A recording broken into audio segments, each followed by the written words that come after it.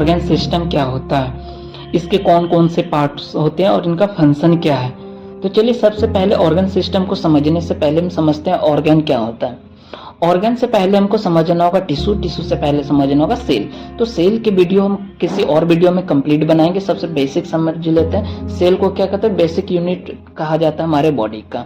तो कई सारे सेल मिल के टिश्यू बनता है और कई सारे टिश्यू मिलकर ऑर्गन बनता है, और जब वो ऑर्गन किसी एक पार्टिकुलर काम करता है या फंक्शन करता है उसे हम कहते हैं ऑर्गन सिस्टम। तो सबसे पहला ऑर्गन सिस्टम जो होता है हमारा होता है नर्वस सिस्टम। नर्वस सिस्टम क्या होता है, यह हमारे शरीर की कमांड सेंटर होता है, यानी इसका जो पार्ट्स होता है ब्रेन, स्पाइनल कॉर्ड, नर्व्स मिलकर बना होता है। इसका काम जो होता है सोचने, समझने और महसूस करने में मदद करता है। जिसे हम कंप्यूटर में सीपीयू होता है, उसी तरह हमारे बॉडी का इसे हम सीपीयू कहते हैं। दूसरा सिस्टम होता है सर्कुलेटरी सिस्टम, जिसे हम रक्त परिसंचरण तंत्र भी कहते हैं। इसमें हार्ट, आर्टरीज, वेन्स और ब्लड शामिल होते हैं। इसका काम होता है शरीर में हर हिस्से में ऑक्सीजन और न्यूट्रिएंट्स को पहुंचाना। थर्ड नंबर पे आता है रेस्पिरेटरी सिस्टम, यानी रेस्पिरेटरी सिस्टम। यह सिस्टम फेफड़ों के जरिए हवा, ऑक्सीजन लेता है और कार्बन डाइऑक्साइड को बाहर निकालता है। इसके पार्ट्स होते हैं लंग्स, नोज, ट्रेकिया आदि इसके भाग में शामिल है। नंबर पे डाइजेस्टिव सिस्टम। ये डाइजेस्टिव सिस्टम जो हम खाते हैं उसे शरीर के लिए उपयोगी हिस्से में तोड़ता है।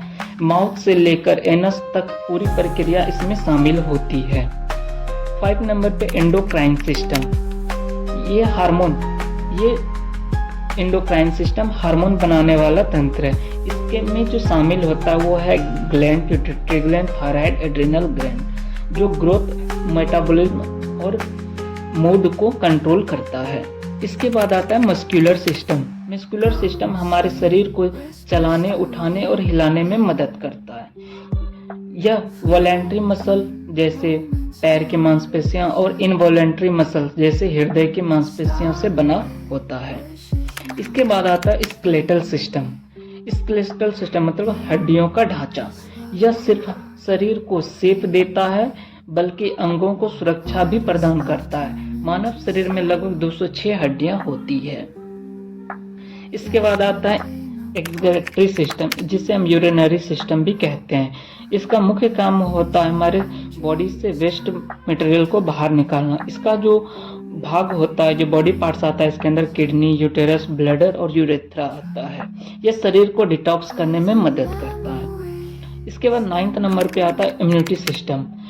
इम्यूनिटी सिस्टम शरीर को सुरक्षा प्रणाली कहते हैं। यह बैक्टीरिया, वायरस और बीमारियों से लड़ने में मदद करता है।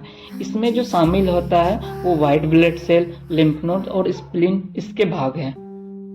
इसके बाद 10th नंबर पे आता है रिप्रोडक्टिव सिस्टम। नई संतान को जन्म देने के लिए जिम्मेदार होता है। यह महिला और पुरुष दोनों में होता है, जैसे टेस्टिस और ओवरी।